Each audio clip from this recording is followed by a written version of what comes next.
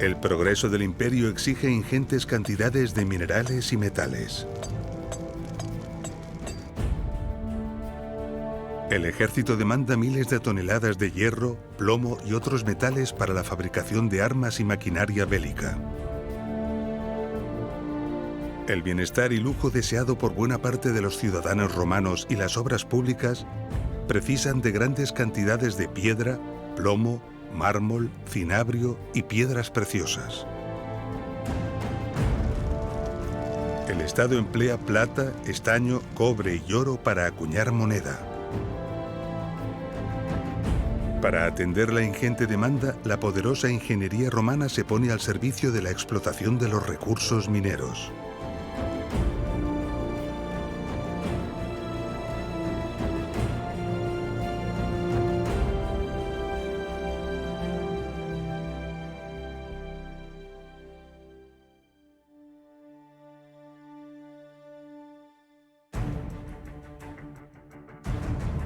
Tenemos un gran desconocimiento de la minería antigua en general y de la romana en particular.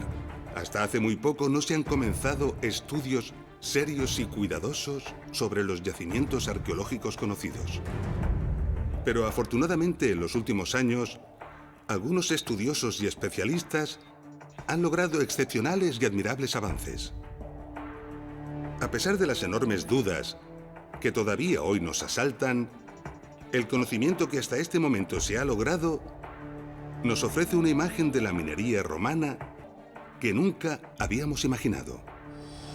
Para conocer cuáles fueron los esfuerzos y la extraordinaria ingeniería minera que Roma desplegó, iniciaremos un apasionante viaje por algunos de los yacimientos mineros romanos más espectaculares, todos ellos situados en la península ibérica, probablemente el territorio minero más rico del imperio. Comenzaremos por la mina de oro romana de Filiel, en el pequeño municipio de Lucillo, en la provincia de León, en el norte de España.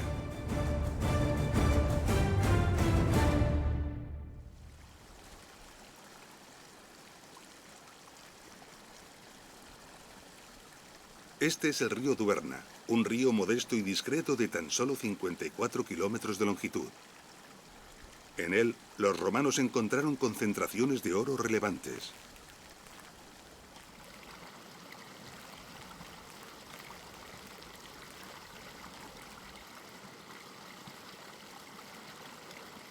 El oro se encuentra en los sedimentos del río en forma de partículas diminutas apenas visibles a simple vista. Separarlo del resto de materiales supone todo un reto, pero aprovechando la alta densidad y elevado peso del oro, los romanos concibieron un ingenioso proceso para extraerlo.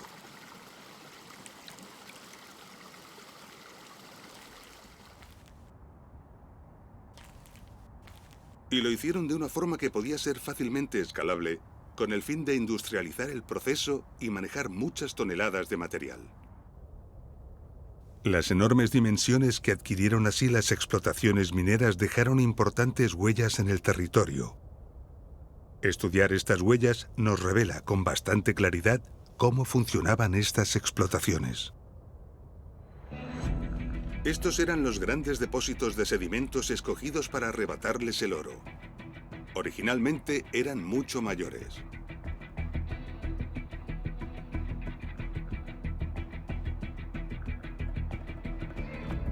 Numerosos canales traían grandes cantidades de agua hasta el frente. Podemos ver las huellas de las cárcavas excavadas por el agua.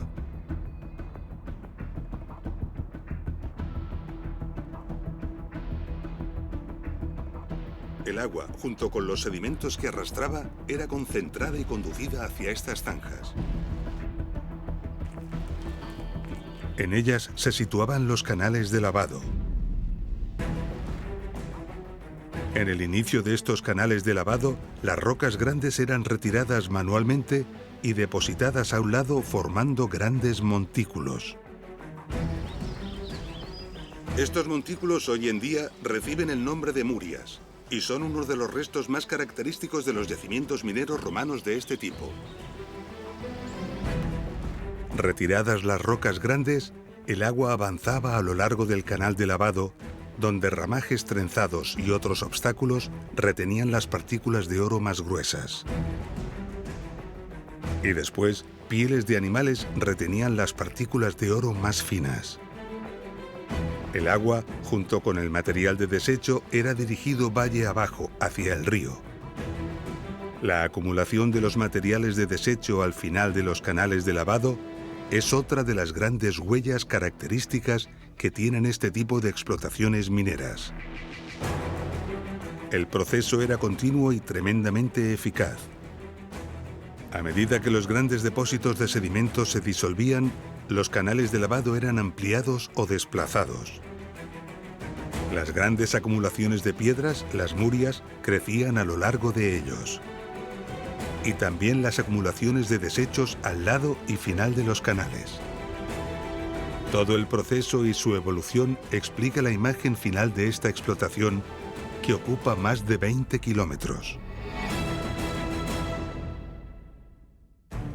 El oro se acumuló en los filones de cuarzo, emplazados en pizarras y cuarcitas, cuando estos se crearon mediante complejos fenómenos geológicos. Algunos ríos obtienen el oro que transportan cuando, en su proceso de erosión del terreno por el que circulan, atraviesan alguno de estos filones. Es lógico pensar que el agua del río atraviesa una parte del filón y que por lo tanto quedará mucho más oro atrapado en los filones que quedan por erosionar. Lo inteligente, por tanto, era localizar y explotar estos filones. Iremos hasta la ciudad portuguesa de Valongo, muy cerca de la gran ciudad de Oporto.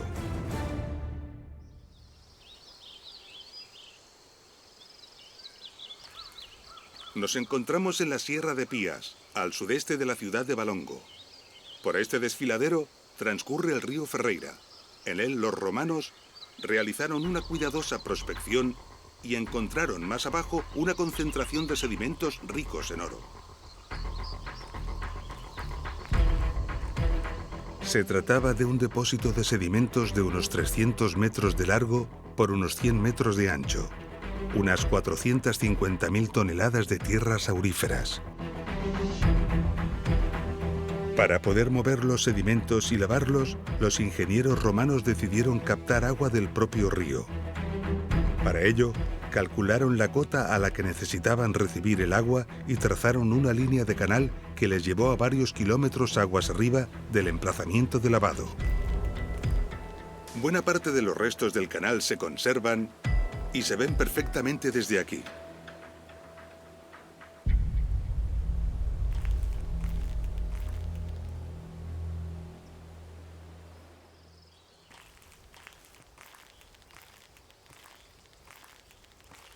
Estamos andando por parte del trazado del canal ya muy destruido.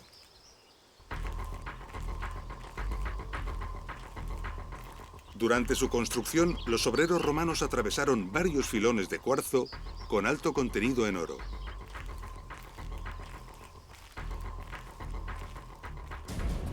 Originariamente, estos filones, antes de la existencia del desfiladero, eran continuos. El río los dividió al horadar el desfiladero.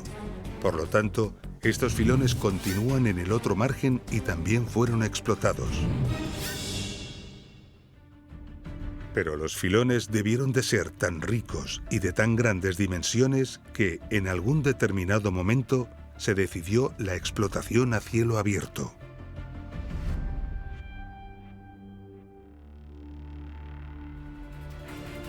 Se movieron así cantidades colosales de material. Las enormes oquedades que podemos ver en la montaña delatan la magnitud.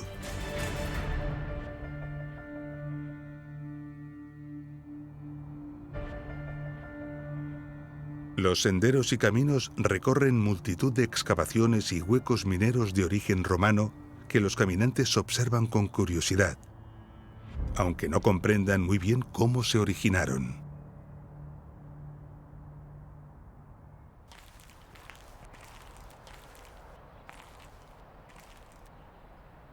Hay una norma muy importante y bien conocida por quien hace senderismo aquí. Se recomienda encarecidamente no abandonar las sendas marcadas en ningún momento.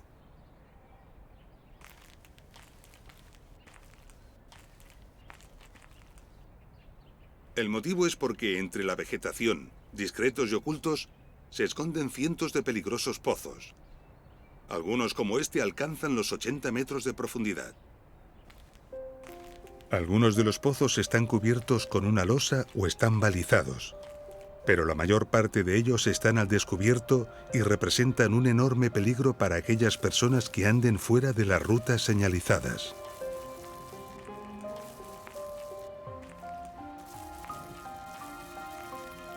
A los centenares de pozos hay que añadir multitud de galerías.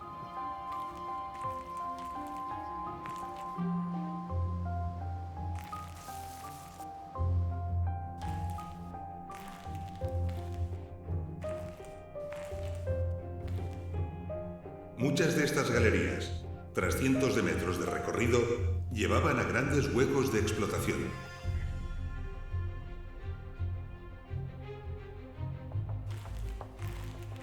En ellos se aprecian los entalles que un día alojaron los andamios y las estructuras de madera que fue necesario construir para vaciar el interior de las montañas.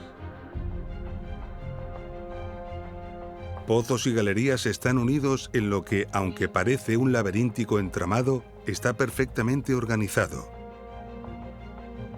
Una red inmensa de muchos kilómetros que hoy en día está en investigación y exploración y de la que desconocemos aún cuáles son sus verdaderas dimensiones, ya que la mayoría de pozos y galerías están todavía por explorar. Esta investigación es una aventura apasionante que ya ha comenzado y que no sabemos cuándo acabará. Dado que con el tiempo muchas de las galerías de drenaje han quedado cegadas y han dejado de funcionar, a partir de cierta profundidad, los pozos y galerías se encuentran inundados, impidiéndonos conocer hasta qué profundidad llegan y hasta dónde se extienden. Para explorar esos pozos y galerías, deberemos algún día drenar las aguas, como ya hicieron los técnicos romanos hace casi 2000 años para poder construirlas.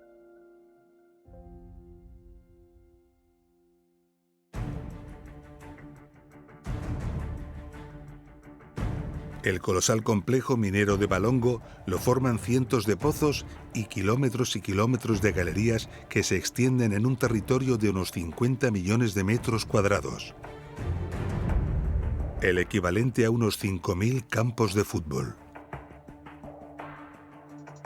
Sobrecoge pensar en el trabajo humano que debió ser invertido para perforar a mano los innumerables pozos y galerías y para arrancar y mover los millones de toneladas de material. Pero este material arrancado de la tierra no podía ser tratado de igual forma que los sedimentos de los ríos y requería diversos procesos adicionales antes de poder ser lavado, lo que suponía un gran esfuerzo añadido. Para conocer cuáles fueron estos procesos y esfuerzos, viajaremos a unos 100 kilómetros al noreste de Valongo hasta la pequeña parroquia de Tres Minas, en el municipio de Vilapouca de Aguiar.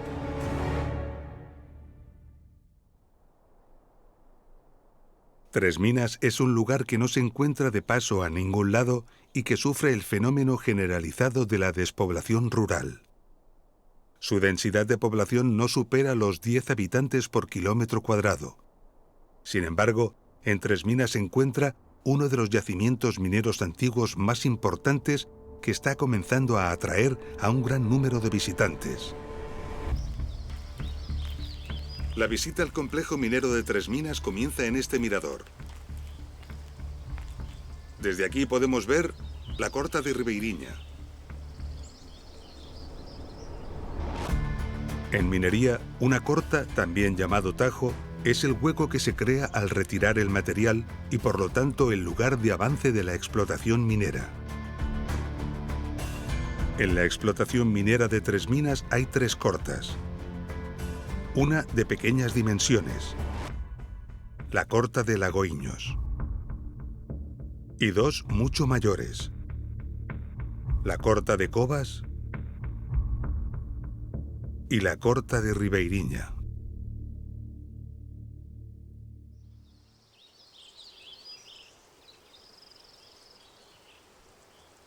Desde el interior de la Corta de Ribeiriña podemos hacernos una idea de la cantidad de material que de ella fue retirado. El estudio de los restos de canales de agua que llegan hasta lo alto de esta corta nos indica que grandes cantidades de agua fueron empleadas para el lavado y procesado de los materiales al comienzo de la explotación. Algunos estudiosos apuntan que el agua quizás también pudo emplearse para ayudar en el avance de los frentes de las cortas y ofrecen algunas teorías. Una de ellas propone que sobre fisuras naturales inteligentemente escogidas se colocarían cuñas de madera. Estas se mojarían de forma que, al hincharse la madera, aumentarían su volumen rompiendo la roca. Otra teoría indica que quizás pudieron hacerse grandes hogueras para que las rocas de la base adquirieran altas temperaturas para luego, en un momento determinado, provocar un choque térmico dejando caer sobre ellas grandes cantidades de agua, rompiendo así la roca y facilitando las labores de desmonte. Hay técnicos y estudiosos que no confían en estas teorías y opinan que el agua solo se utilizó para el lavado de los materiales, dejando el avance de la corta a otras técnicas de excavación manual. Y de esta forma la investigación sigue abierta. En cualquier caso, lo que es seguro es que grandes cantidades de agua se hicieron llegar hasta estas cortas a través de canalizaciones bien planificadas y construidas. De la misma manera, sabemos que fue preciso desalojar importantes cantidades de agua. Esto lo delatan varias galerías como esta, cuya evidente misión era evacuar el agua fuera de la corta y dirigirla hacia el valle. La forma curiosa de esta galería responde al avance de la explotación. A medida que la corta avanza en profundidad, se perfora una galería a una cota determinada para desalojar el agua. Cuando la profundidad de la corta se incrementa, se hace necesario adaptar la galería o incluso hacer una nueva. El resultado final ofrece la curiosa imagen que actualmente tiene esta galería.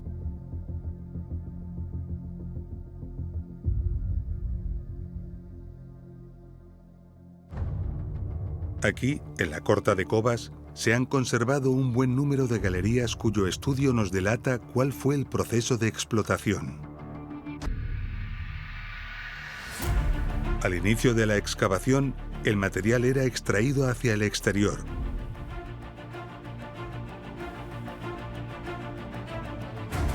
A medida que la explotación avanzaba, sacar el material en vertical se hacía más difícil, por lo que, en un momento dado, se abrieron galerías para sacar el material en horizontal. Pero cuando la corta se hizo aún más profunda, se decidió construir una gran galería de extracción que permitiera transportar el material hacia el valle. El lugar más adecuado donde construir unas grandes instalaciones para procesar el material.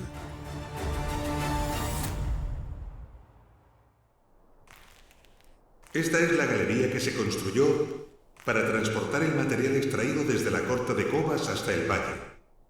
Y al igual que ocurrió en la Corta de Ribeiriña, en la Corta de Cobas también fue necesario desalojar el agua hacia el valle.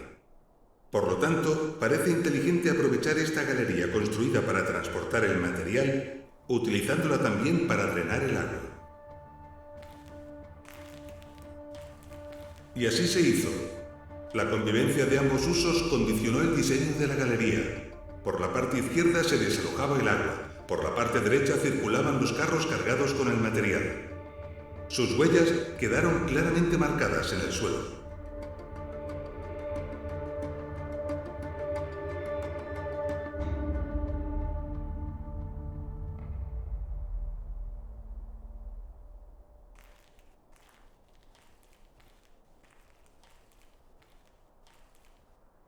En este punto de la galería, probablemente para reforzarla, se construyó este pilar.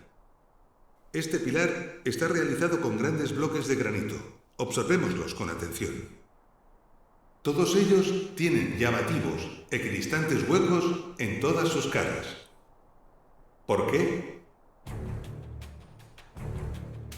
El material obtenido del desmonte de las minas era este: rocas de cuarzo y esquisto. El oro se encuentra escondido en ellas en pequeñas partículas prácticamente invisibles. Para poder extraerlas, es necesario convertir estas rocas en arena para luego poder lavar esa arena y hacer decantar el oro tal y como se hacía con los sedimentos fluviales. Para triturar estas rocas, los ingenieros romanos idearon ingeniosos y poderosos sistemas de molienda, muy probablemente movidos por energía hidráulica.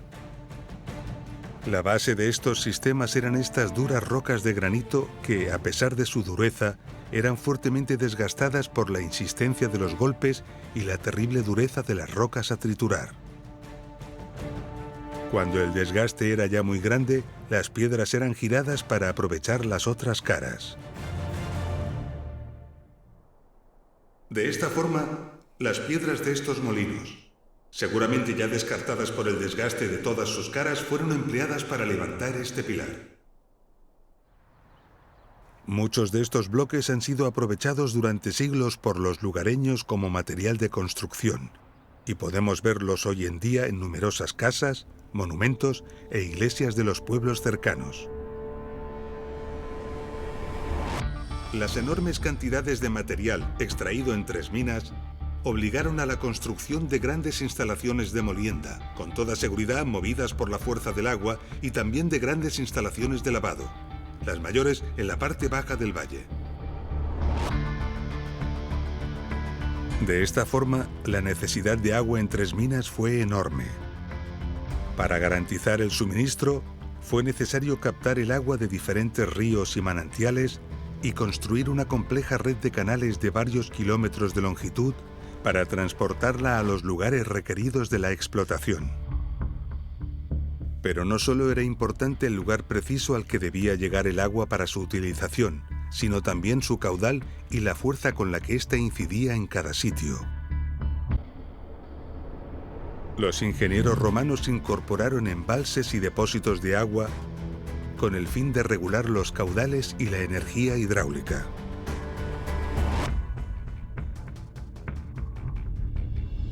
Como hemos visto, los esfuerzos para llevar grandes cantidades de agua hasta las minas fueron considerables, pero también fueron considerables los esfuerzos para extraer el agua fuera de ellas.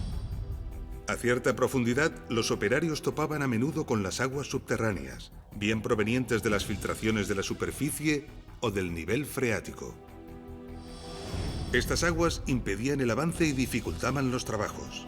En estas circunstancias era preciso drenar el agua al exterior. Esto suponía un nuevo reto. Viajemos hasta la moderna ciudad de Irún, en la provincia de Guipúzcoa, en el norte de España.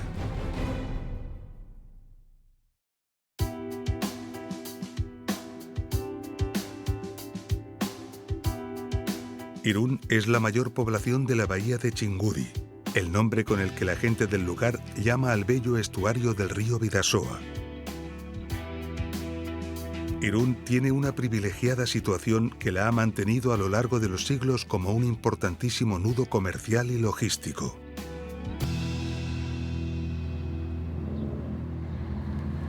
En 1969 se descubrieron aquí, en Irún, importantes restos arqueológicos romanos. En 1992 aparecieron los restos del puerto romano.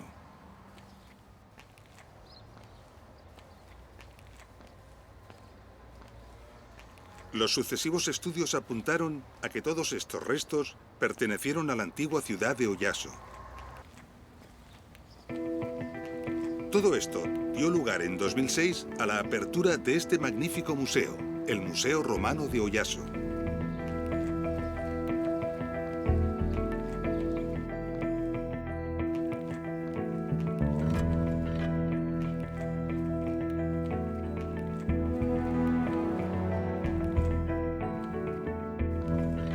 Todo el territorio de Guipúzcoa, la provincia donde se encuentra Irún, ha tenido hasta hace muy poco una intensa actividad minera.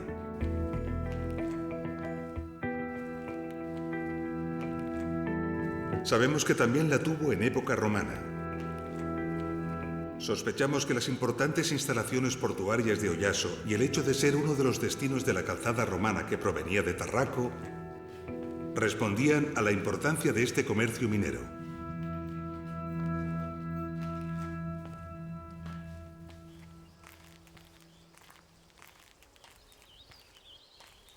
Una de las explotaciones mineras cercanas a Oyaso son las llamadas minas de Arditurri. Se sospecha que este complejo minero comenzó a explotarse antes de los romanos y siguió explotándose en otras épocas, incluso en época contemporánea, ya que la explotación finalizó en 1984. De Arditurri se ha extraído plata, plomo, hierro, zinc y fluorita. Los numerosos restos de las explotaciones mineras de todas las épocas ofrecen aquí un paisaje minero impresionante.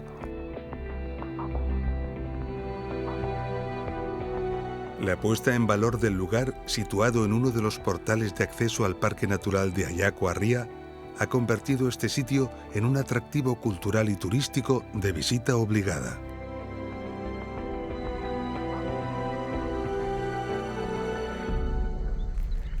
En Arditurri se han habilitado unos 800 metros de galerías para visita al público, permitiendo al visitante hacer un apasionante viaje en el tiempo.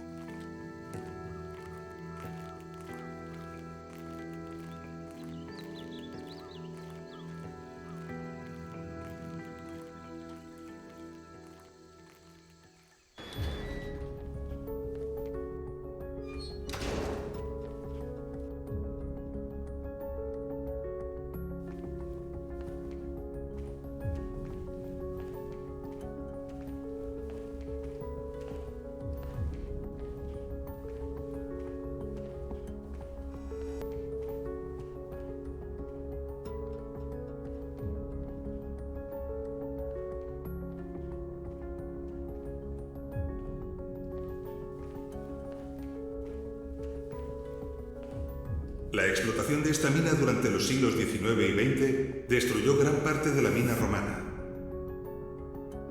Pero importantes vestigios de pozos, rampas inclinadas y numerosas galerías de evidente origen romano han perdurado.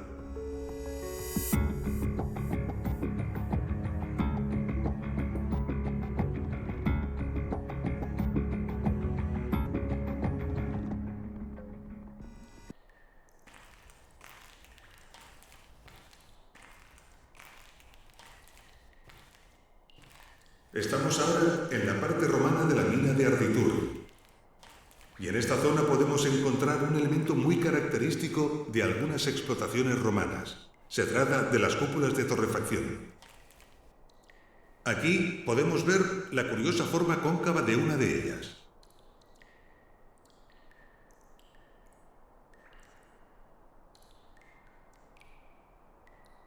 Con esta técnica se lograba avanzar en los sucesivos frentes de explotación. Y aquí tenemos un buen ejemplo con las características paredes lisas y restos de calcinación.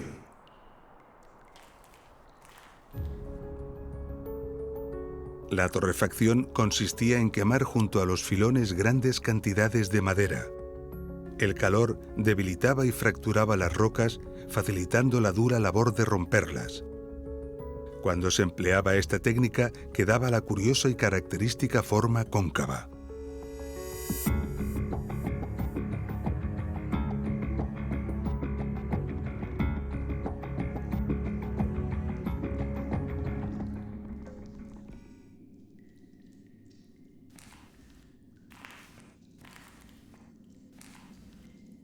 Esto es una galería de prospección.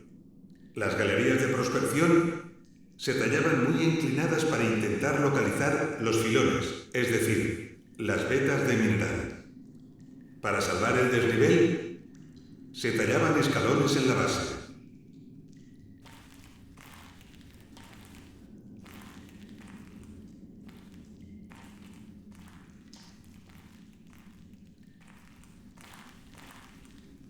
Muchas galerías de prospección, como es el caso de esta, no debieron dar el fruto previsto y el avance fue abandonado.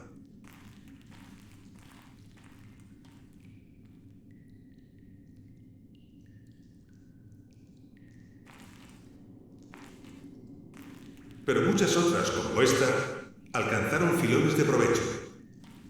Cuando esto ocurría, los trabajos continuaban con la apertura de una nueva fuera de la mina con comodidad.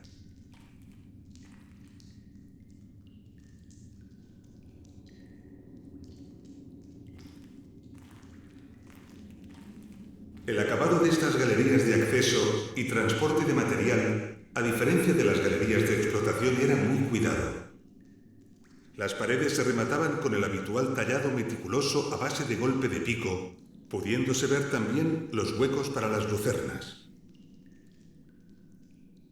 Y dado que la galería estaba destinada a la circulación, dejaban el suelo bien nivelado y acondicionado. Podemos apreciar también el canalillo de desagüe.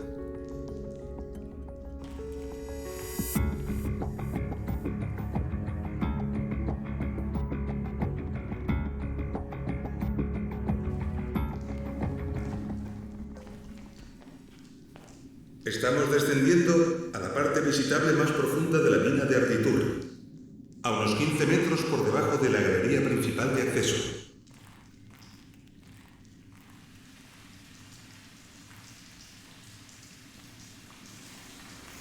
A estas profundidades estamos por debajo del río Oyarzun y las filtraciones de agua son abundantes y permanentes.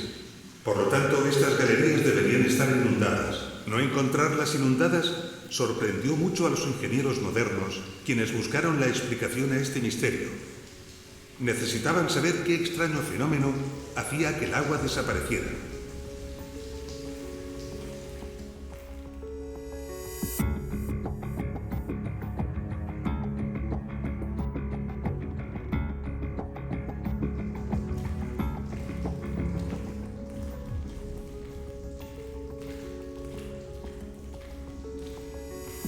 Y siguiendo el agua, encontraron la respuesta aquí. Una galería de drenaje que los romanos diseñaron y construyeron para evacuar el agua desde aquí a una cota inferior en el río.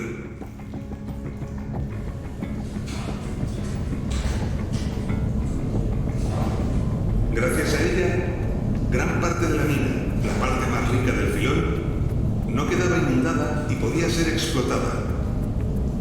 Al fondo, el ruido delata la gran cantidad de caudal y presión que llega a alcanzar el agua al final de la galería.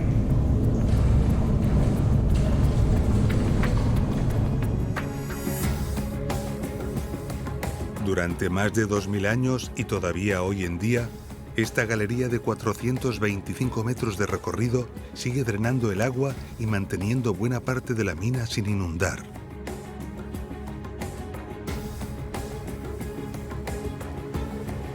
Durante siglos, los lugareños se refirieron al agua que de ella salía como una potente fuente natural de agua subterránea, sin sospechar su autoría romana ni su proveniencia de la mina.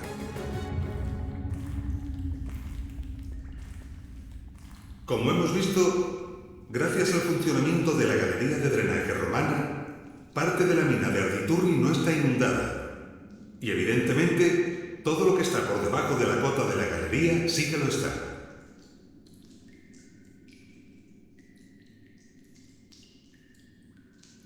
La explotación moderna de la mina de Arditurri avanzó por debajo de este nivel gracias a que disponían de máquinas modernas para bombear y evacuar el agua. Pero ¿cuál fue la sorpresa de los ingenieros modernos cuando descubrieron que también había evidencias de explotación romana mucho más abajo, al menos 25 metros más abajo? ¿Cómo lo hicieron?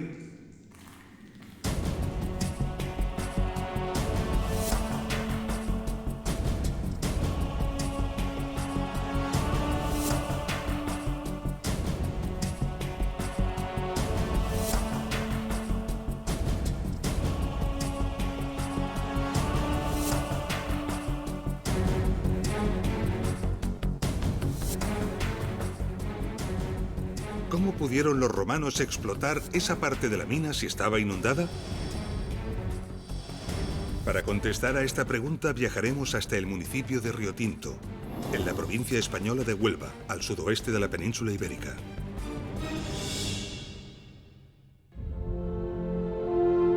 El municipio de Minas de Riotinto se encuentra en una zona geológica única e imponente.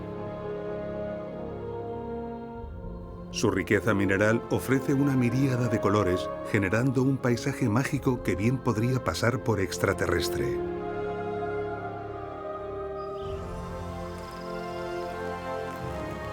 El municipio recibe su nombre del río que lo atraviesa, el río Tinto, conocido por el tinte rojizo de sus aguas.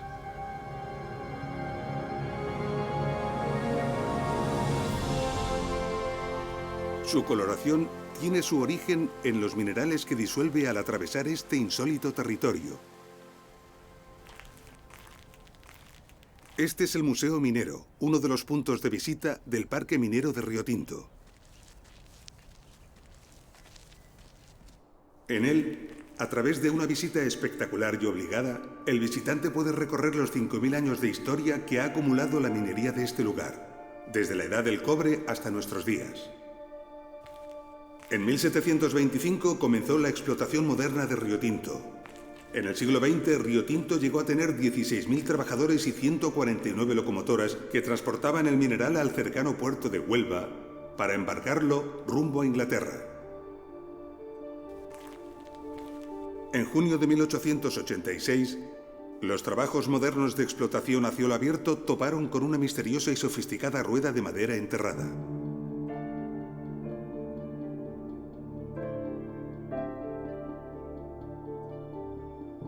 Y no fue la única.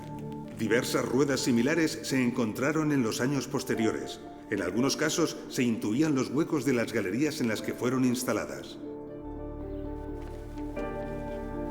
En el Museo de Huelva podemos ver una de estas ruedas.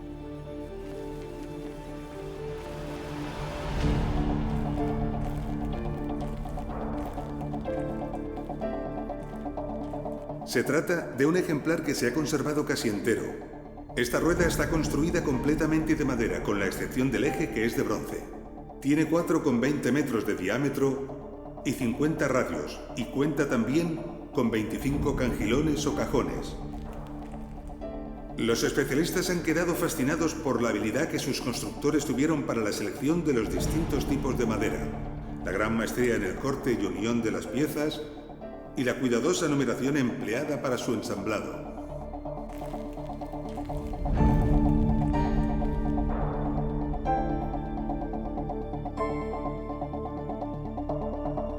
La datación con carbono 14 sitúa el origen de la rueda del Museo de Huelva hacia el siglo I a.C., lo que confirma la sospecha de su origen romano.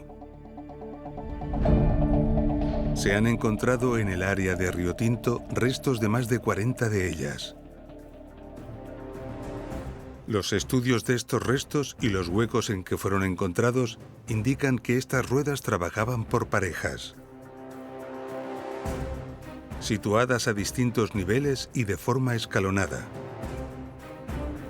Todo apunta a que eran movidas por la fuerza humana y que sus cangilones elevaban el agua en las numerosas explotaciones que los romanos establecieron en Río Tinto para obtener cobre y plata. Los estudios han logrado documentar con precisión algunas de las impresionantes cadenas de elevación que se construyeron con estas ruedas. Una de ellas elevaba el agua desde una cota situada a 81,5 metros de profundidad hasta la superficie mediante 22 pisos de pares de norias.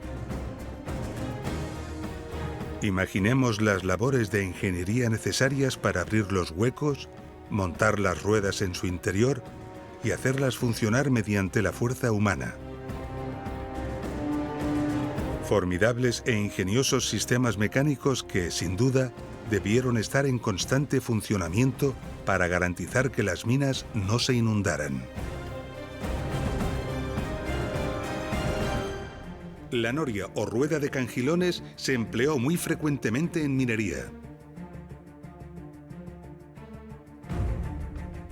Se han encontrado ruedas de noria en las grandes minas de la mitad sur de la península ibérica, así como en las minas romanas de Rumanía y del país de Gales. Y sabemos que las norias no fueron la única solución. En las minas de galena argentífera en Santa Bárbara, en Posadas, provincia española de Córdoba, se descubrió una galería de 300 metros de largo y 30 grados de inclinación, equipada en un tramo con una batería escalonada de 4 tornillos de Arquímedes.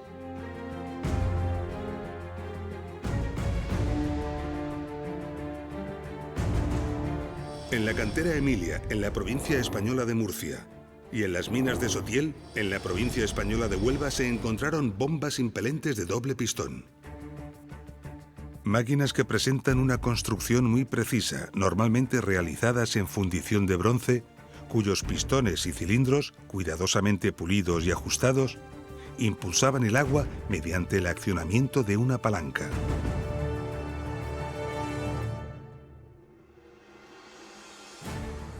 Y esta es sin duda la respuesta a la pregunta de cómo pudieron los romanos explotar la mina de Arditurri por debajo de la cota del canal de drenaje. Los ingenieros romanos debieron diseñar y construir uno o varios sistemas de achique de agua para poder avanzar bajo la cota de inundación. Como hemos visto, la planificación de los complejos mineros subterráneos supuso a los ingenieros romanos una tarea tremendamente compleja y difícil. Pero nos falta poner en consideración factores muy importantes que todavía no hemos visto. Para entender lo que estamos diciendo, iremos hasta el municipio de Arboleas, a unos 100 kilómetros de la ciudad española de Almería.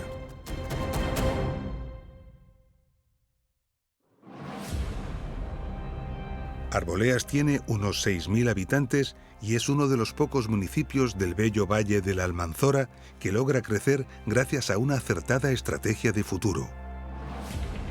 Pieza fundamental de esta estrategia es la puesta en valor de sus minas romanas. Nos encontramos en Arboleas, que está abriendo al público la mina romana del Espejuelo.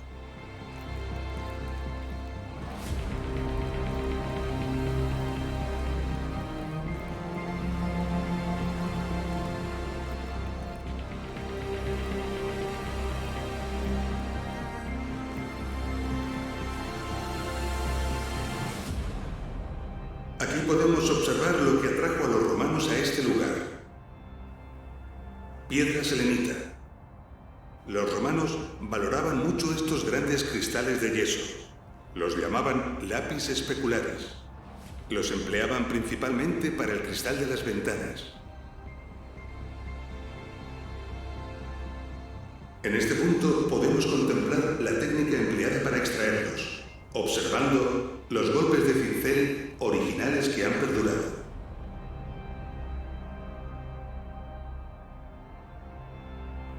Los mineros rebajaban la roca que rodeaba los cristales con golpes de precisión, aumentando el número de estos golpes en los lugares clave.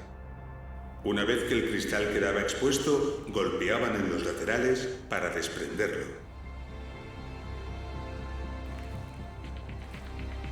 Los mineros romanos vaciaron estas minas sin apenas dejar cristal. Solo dejaron aquellos que ya no eran útiles porque, como se puede ver, tras ellos está la roca.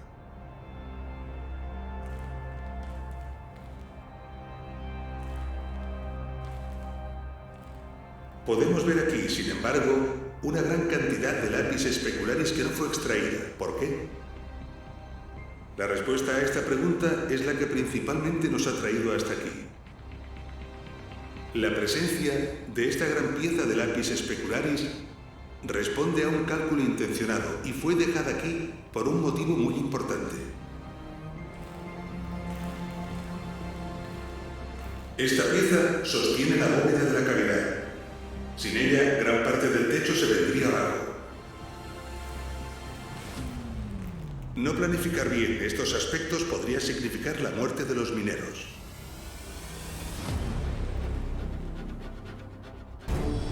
Los yacimientos mineros hispanos de lapis specularis no solo eran los de mejor calidad, sino también los más ricos en producción. Para hacernos una idea de las cifras que se llegaron a manejar, viajaremos hasta el municipio de Osa de la Vega, en la provincia de Cuenca, en el centro de la península ibérica.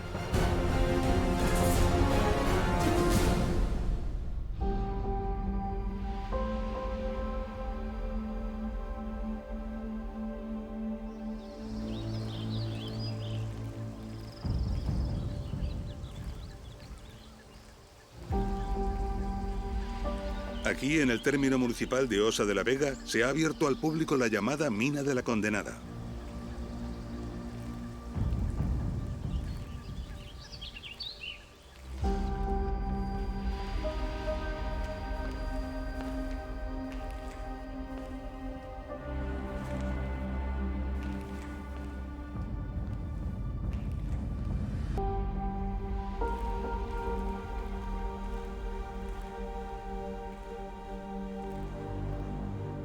La Mina de la Condenada presenta una trama laberíntica, pero perfectamente calculada.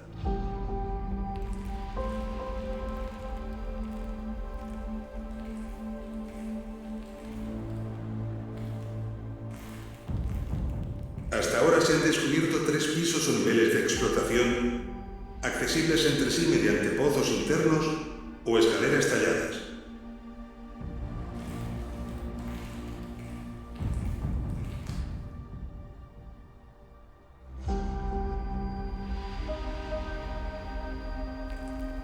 También hay galerías y rampas que intercomunican los distintos niveles.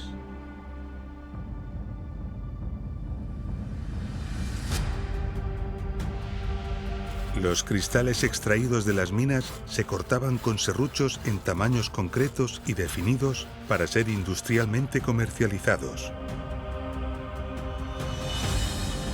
Por la naturaleza de los cristales, que se forman en estratos muy finos, podían ser fácilmente exfoliados en láminas de distintos grosores con hábiles golpes laterales.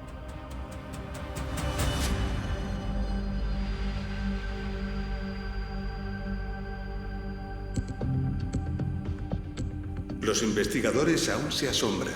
En estas minas, la dureza de las rocas encajantes que hay que romper y perforar es altísima. Mineros actuales especializados tardan con modernas herramientas casi un mes para avanzar poco más de 10 metros. Las modernas brocas de diamante salen literalmente abrasadas. Y el alcance y la dimensión de las minas ha superado lo imaginable, alcanzando hasta el momento una extensión de unos 150 kilómetros a lo largo del territorio. ¿Cómo pudieron los mineros romanos perforar kilómetros y kilómetros de galerías y pozos en rocas de tal dureza con herramientas de hierro? Esto es algo realmente impresionante. Las cifras que arrojaron la minería romana en este lugar fueron colosales. En el epicentro de estos 150 kilómetros conocidos de explotaciones mineras, había una ciudad dedicada a gestionar todo este comercio. Segóbriga. La visita a Segóbriga supone un fascinante viaje en el tiempo. Sus restos confirman su grandeza y la importancia que tuvo el comercio de lapis specularis en su territorio.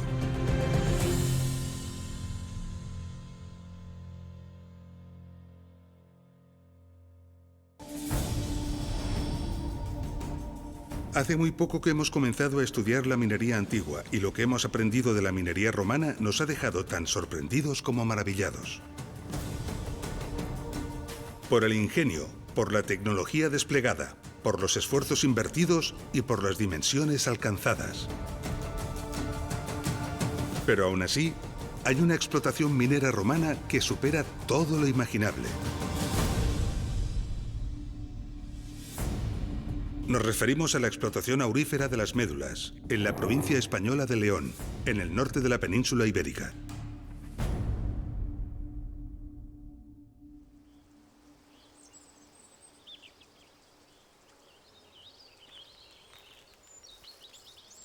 Si recordamos, en la mina de Filiel el río Duerna acumuló en una parte concreta de su recorrido sedimentos ricos en oro. Multitud de explotaciones se han desarrollado en estas acumulaciones de sedimentos, grandes depósitos de materiales auríferos que suelen ocupar muchos metros de altura y varios kilómetros de longitud. Algo similar ocurrió en este lugar hace millones de años. Un gran río, o varios, acumularon aquí muchos sedimentos ricos en oro. Pero los condicionantes geológicos que se dieron provocaron que estos sedimentos se acumularan en multitud de terrazas superpuestas, alcanzando enormes espesores y volúmenes.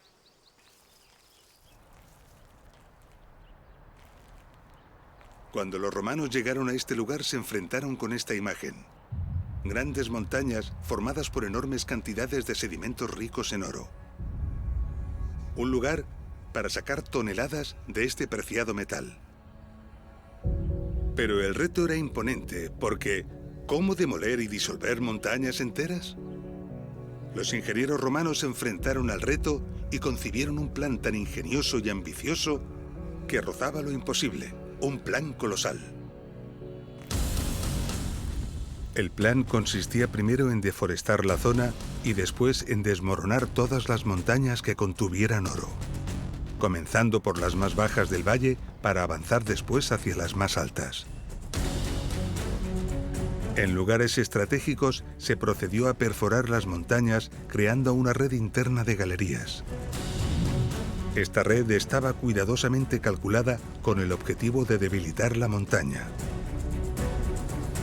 Mientras se perforaba la red de galerías, se construyeron depósitos para acumular enormes cantidades de agua en sitios elevados. Para llenarlos, se localizaron potentes fuentes de agua en ríos y arroyos que debían estar a cotas más altas. Esto obligó a captar el agua a muchos kilómetros de distancia. Para ello, se calcularon y construyeron varios canales de largo recorrido. Finalizada la red de galerías, los depósitos se llenaban y vaciaban sucesivamente, liberando así una enorme cantidad de agua. El caudal y la alta velocidad dotaban al agua de una gran energía destructiva que acababa provocando una tremenda erosión y presión en el interior de la montaña. Todo estaba perfectamente calculado para que la montaña colapsara.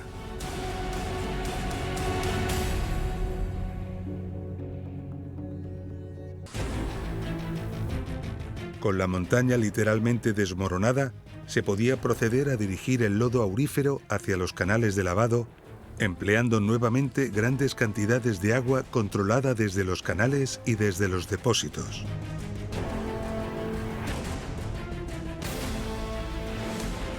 Una vez extraído el oro, los residuos se acumulaban en grandes zonas ocupando valles enteros, lo que dio lugar a la creación de un lago artificial. A continuación, se seguían derribando los sectores adyacentes empleando la misma técnica. Y agotadas las montañas de un mismo nivel, se continuaba con las montañas del siguiente nivel más arriba. Las cotas a las que debía llegar el agua eran cada vez más altas y para llevar el agua hasta ellas se requería de nuevas fuentes de agua, cada vez más distantes. Así, a medida que se avanzaba, la red de canales y las longitudes de estos crecían de forma considerable.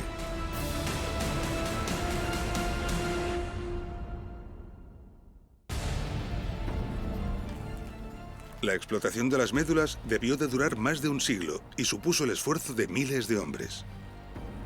Hoy sabemos que se removieron alrededor de 500 millones de metros cúbicos de material. Toda esta actividad cambió radicalmente el paisaje. Hoy en día, las médulas es una maravilla nombrada Patrimonio de la Humanidad.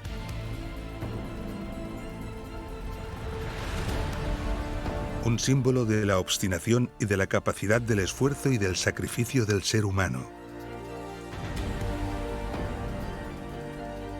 La visita a las galerías y oquedades que han perdurado sobrecoge. Pero es cuando se explica convenientemente, cuando se comprende la obra de ingeniería que fue necesaria y los colosales esfuerzos que fueron invertidos, cuando la fascinación y el asombro se convierten en admiración extrema y entendemos lo que se ve. La huella de los canales ha quedado registrada en el territorio. Gracias a ellas sabemos que algunas fuentes de agua se encontraban a más de 140 kilómetros. Que las pendientes de estos canales se mantienen constantes. y que la longitud conjunta de todos los canales superó los 650 kilómetros. Las Médulas es considerada la mayor explotación minera de la antigüedad, pero al este de las Médulas se encuentra un poderoso competidor. En el municipio de Villagatón, al sur de la localidad de Montealegre, los investigadores están excavando una espectacular galería minera romana de 140 metros de longitud y de cuidadoso acabado. Los estudios apuntan a que esta galería pertenece a un conjunto de explotaciones mineras situadas en la Sierra del Teleno.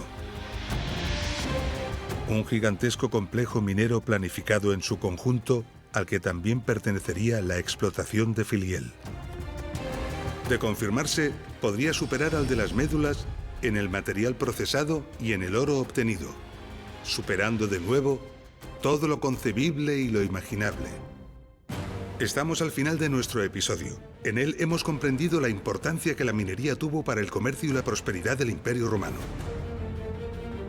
Hemos visto las colosales dimensiones que alcanzaron muchas de sus explotaciones mineras, los inmensos esfuerzos y la enorme cantidad de trabajo humano que en ellas se invirtió.